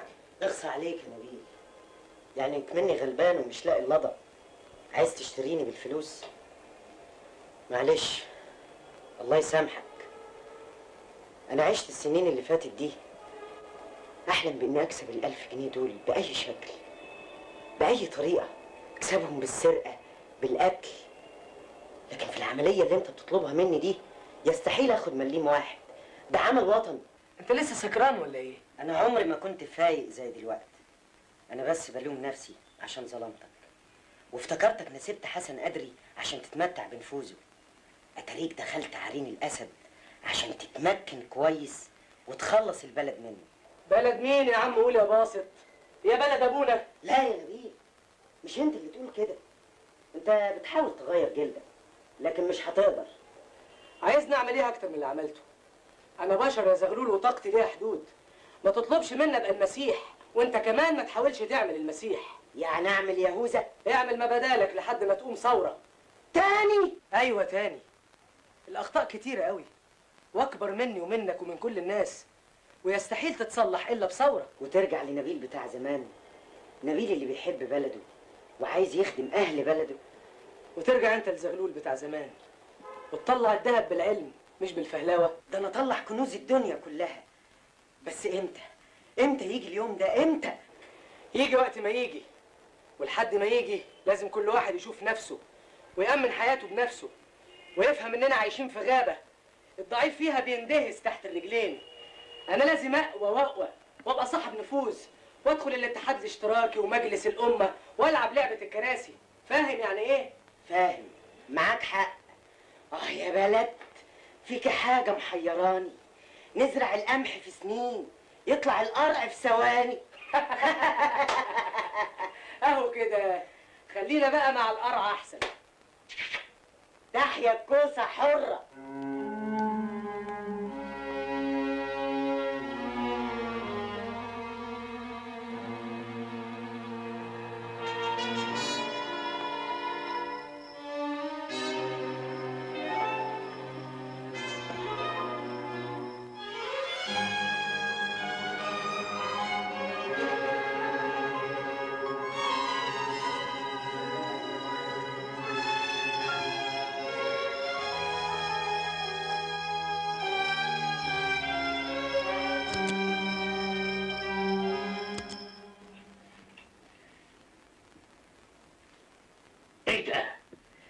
دي صور لحسن بيه أدري وهو مع صاحبه. مش الراجل طلع انت كمان دول يموتوك. بالعكس، ده هو احرص انسان على حياتي، لانه عارف ان النيجاتيف موجود مع واحد في اوروبا، اي حركه منه هتبقى فضيحته بجلاجل. مش كده وبس، وده شريط تسجيل بصوته وهو مع صاحبه.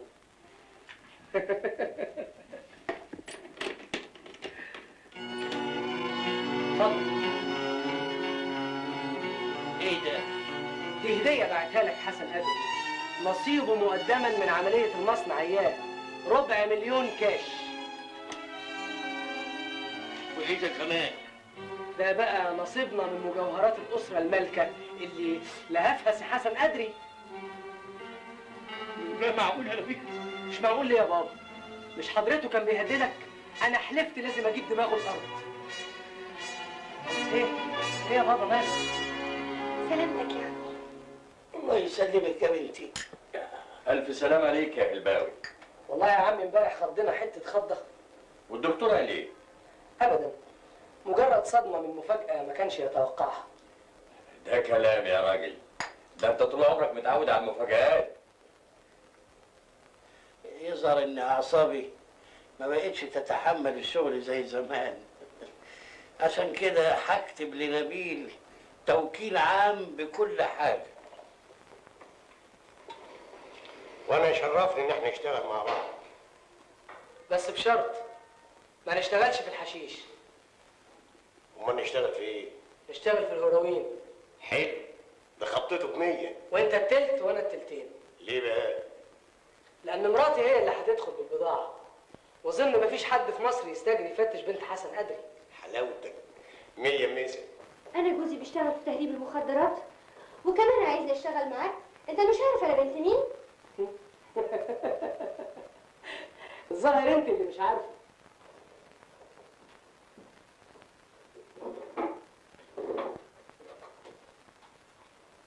اتفضلي يا هانم اتفرجي على ابوك.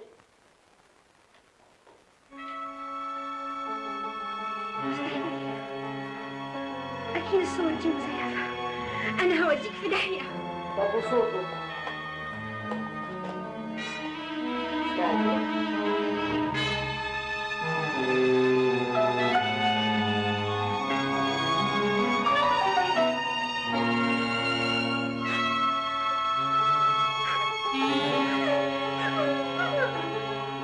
مش كده مراتي، خليكي جدعه زي ابوك.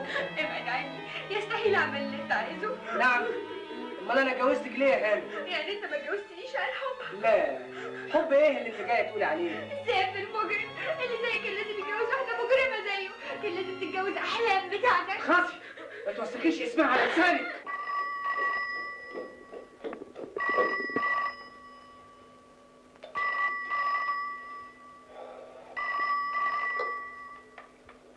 الو، مالك يا سوسن؟ الحقني يا بابا، الحقني. سوسن، سوسن،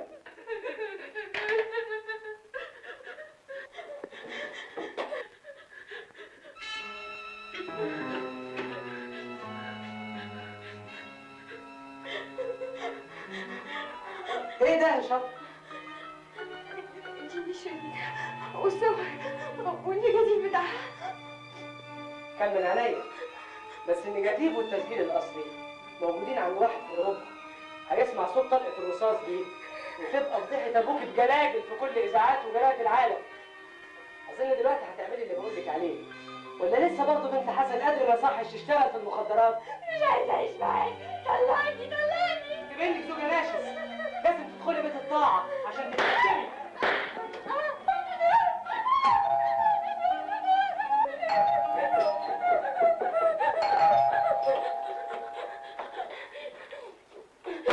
مالك؟ الحقني يا بابا. مالك؟ الحقني يا بابا. في ايه؟ خلصني منه يا بابا. طيب منه اتطلع منه حالا. بس ايه ده؟ ايه اللي انت ماسكاه في ايدك ده؟ كنت عايزه اقتله، نفسي اقتله. تقتليه؟ تضيعي نفسك عشان ولد كلب زي ده؟ ده انا اوديه ورا الشمس. ازاي يا ولد انت تتجرأ وتمد ايدك عليها؟ انت فاهم ايه؟ الدنيا سايبه؟ مفيش رجاله يدافعوا عنها. رجاله؟ مساء الخير يا ابو علي. انت بالذات ما تتكلمش عن الرجاله.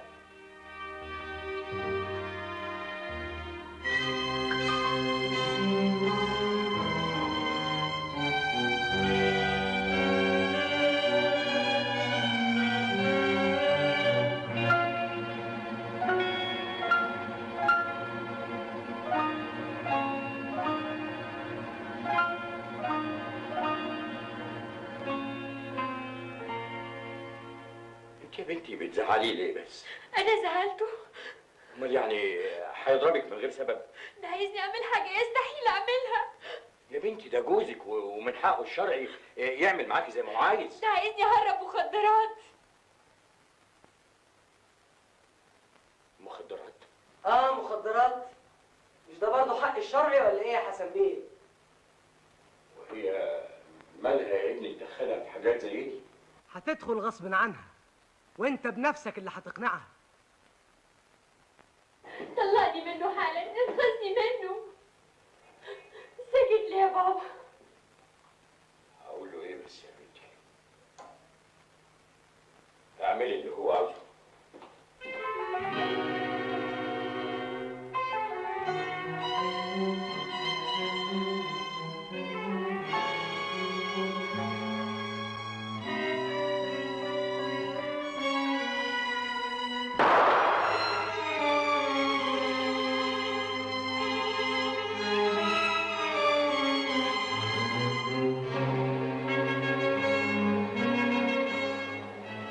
خسارة انها انتحرت، كانت هتنفعنا قوي. ولا يهمك، انا عندي فكره اجدع منها 100 مره.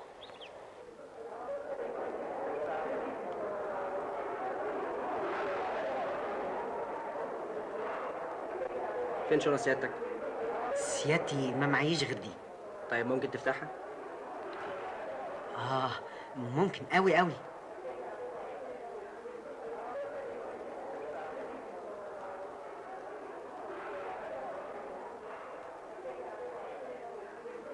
الله، يا نهار اسود، اكيد الشنطه اتلخبطت مع شنطه واحد تاني. طيب هدي نفسك. اهدي نفسي ازاي؟ دي شنطتي فيها اوراق مهمه جدا، اجيبها ازاي انا يا دلوقتي؟ حضرة الحكاية بسيطة، تسمح لنا نشيل الشنطة دي في الأمانات، وأكيد الشخص اللي أخد شنطتها غلط هيجي يسأل عن شنطته. اعمل معروف، انا في عرضك. طمن. لا، من جهة الاطمئنان يا عم علي، مطمن جدا. لو سمحت ودي دي الأمانات. طيب اتفضل معايا.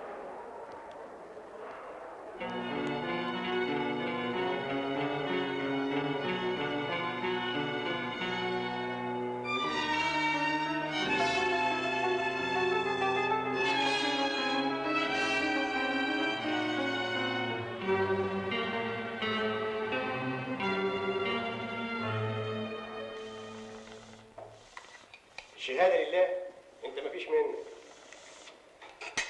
ومنك. البركه في افكار نبيل بيه.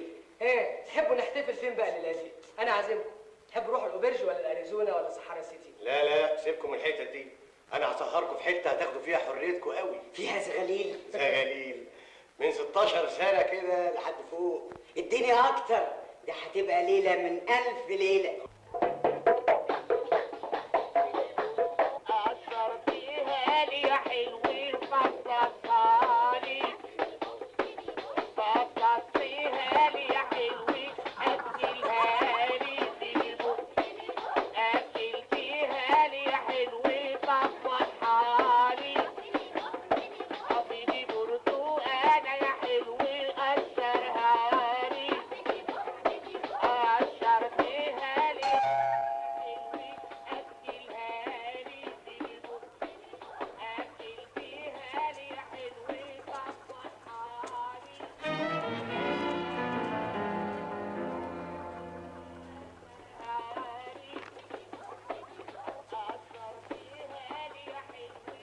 خليه يدخل قدام الرجاله. ما تلعب يا ابو المواشي. اخبار اللحمه ايه؟ بركة انفاسكم يا فندم، انا مستعد الليله افطر للصبح، بس كيلو اللحمه يوصل ل5 جنيه. اهلا وسهلا. اهلا يا لولا. تحت امركم. في بالساعه، في باليوم، في بالشهر. مفيش مؤبد. انا عايز ابنيه. يبقى انت بقى تيجي معايا. اتفضل. اتفضل. مساء الخير. مساء النور، يا اهلا اهلا. مساء الخير يا حسن بيه. ازيك يا مصطفى بيه؟ زي ما انت شايف خسران على طول. اهلا اهلا بست الكل.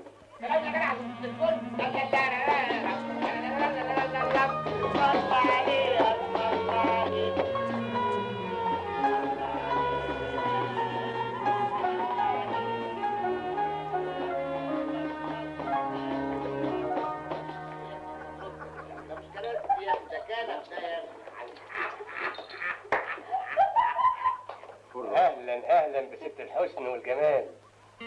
ضيفي نبيل بيه، ست سونيا. شرفت يا نبيل بيه. ايه مش عايز تسلم ولا ايه؟ يوه ده انت باين عليك تعبان قوي. اسمك ايه يا اموره؟ بيضة. حلاوتك بالصميت. تسمح؟ ايه بالراحه بالراحه، لا البيضه تطقش. تعالى يا اخي، استنيني يا بيضه، اوعي تفقسي قبل ما ارجع لك.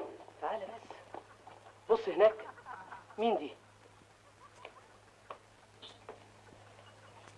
خليكي جنبي، وشك حلو عليا. احلام. دي احلام. احلام. احلام؟ احلام مين يا بيه؟ اسف، الظاهر اني بحلم. طلعت اوت.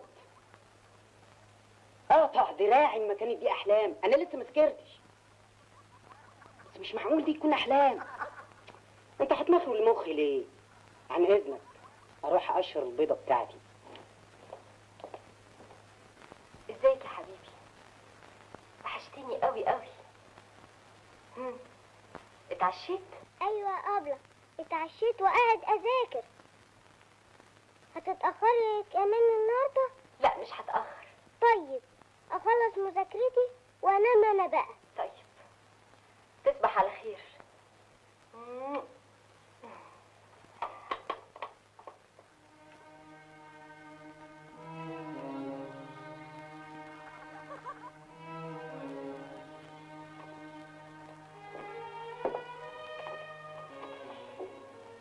اللي يجي هنا ويقعد لوحده يبقى حاجة من اتنين، يا إما بيحب يا إما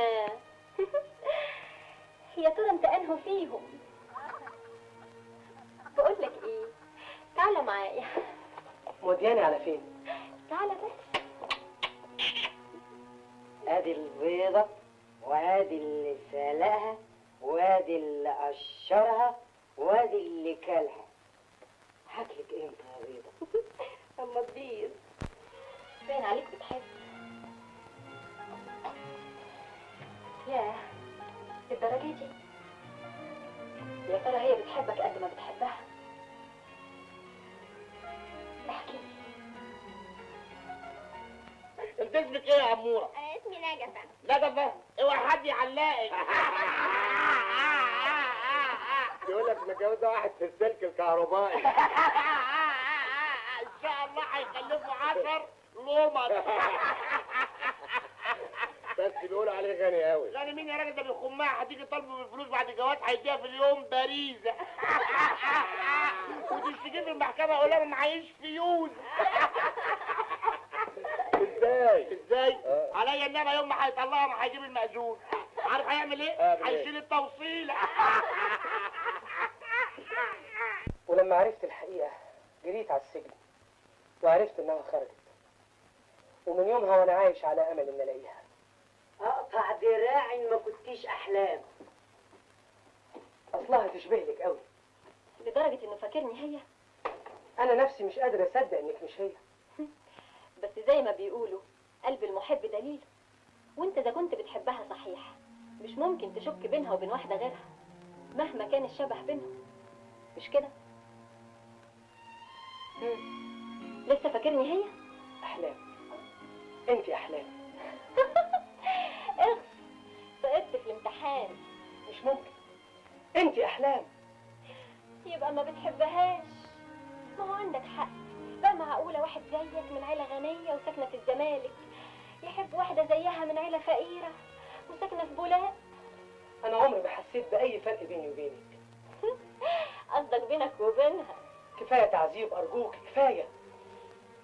ولما انت بتحبها للدرجة دي ازاي صدقت انها سرقت؟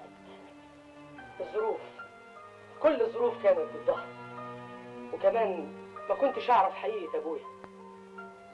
اي واحد في مكاني كان ممكن يعمل ايه؟ ثانية.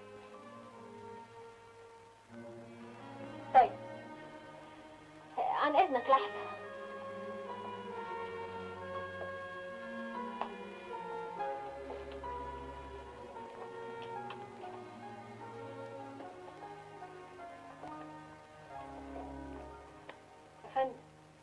كان بيكلمك بيقول لك ايه؟ بيكلمني عن الحب والاحلام. يعني ما عرفكيش؟ تقدر تقول انه متاكد ان انا احلام، بس انا اللي بنكر. هاي خلينا ماشيين على كده، يبقى احسن لو شفت له صرفه تمشيه حالا دلوقتي. ايه مالك؟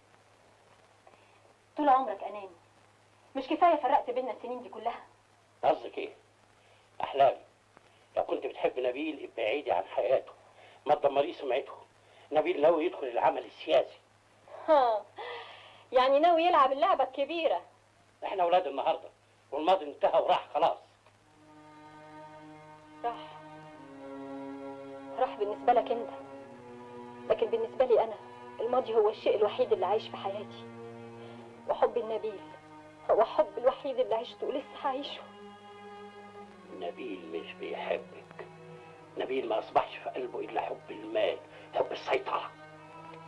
ده اللي كان مخوفني وخلاني انكر ان انا احلام لحد ما اتاكد من حبه ليا. لكن دلوقتي اللي مخوفني احلام بتاعت النهارده. يا ترى هيقدر ينساها ويفضل يحب احلام بتاعت زمان؟ طبعا لا. هنشوف.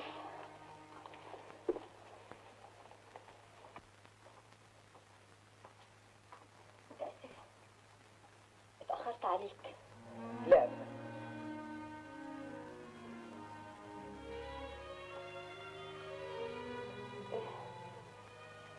ازاي سكر وسكر؟ احلام، احلام. حالك امال، انت دلوقتي مش قدي، نقي لك واحده تكون قدك. ايه اللي انت بتقوليه ده يا احلام؟ انا مش مصدق نفسي. لا صدق. انا عذرك يا احلام، اللي اتعمل فيكي ما كانش قليل، كان شيء فظيع، لكن اللي انت فيه ده مش حقيقتك ابدا. تعالي يا احلام، تعالي نرجع لحلمنا الجميل ونعيش مع بعض على طول. يفتح الله. حياتي وثروتي وكل ما املك بين ايديكي. كده؟ طب تعالى معايا.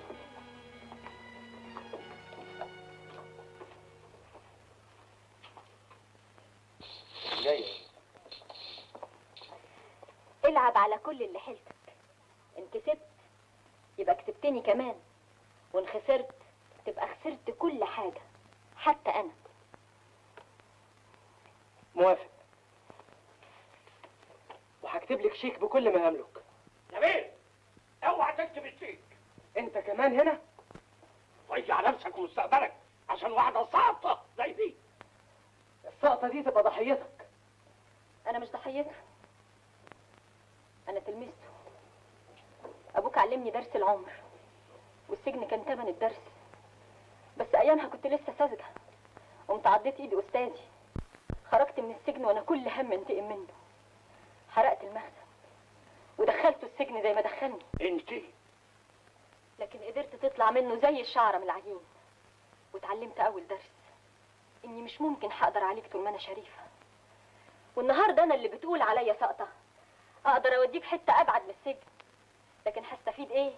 كده بستفيد منك كل ليله على ترابيزه القمار. ها نويت على ايه؟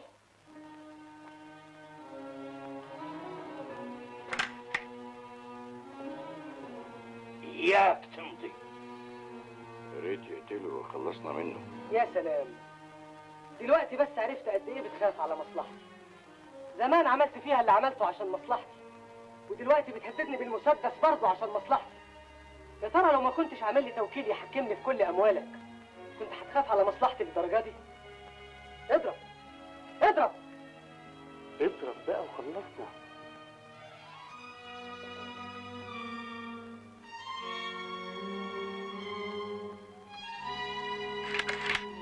لا يا نبيل، سيب له كل حاجه. اخص الله يلعنك. قوم بينا قوم.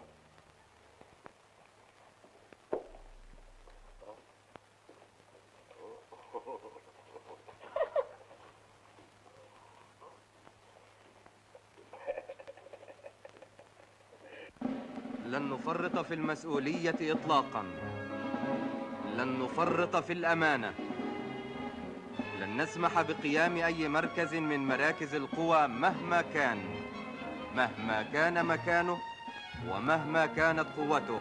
احنا داهية. لن نسمح لأحد أن يخرب جبهتنا مهما كلفنا ذلك.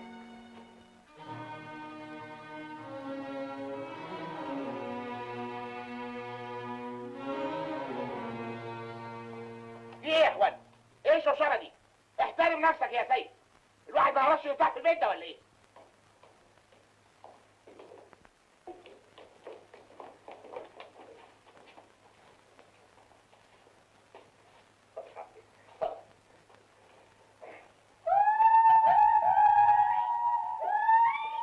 لن تكون هناك أبداً زوابع تقف في طريق المسيرة. ستبقى مصر بإرادة الله القلعة الثابتة الحصينة التي لن ينال منها أحد أبدا، لا من الداخل ولا من الخارج، بإرادة هذا الشعب.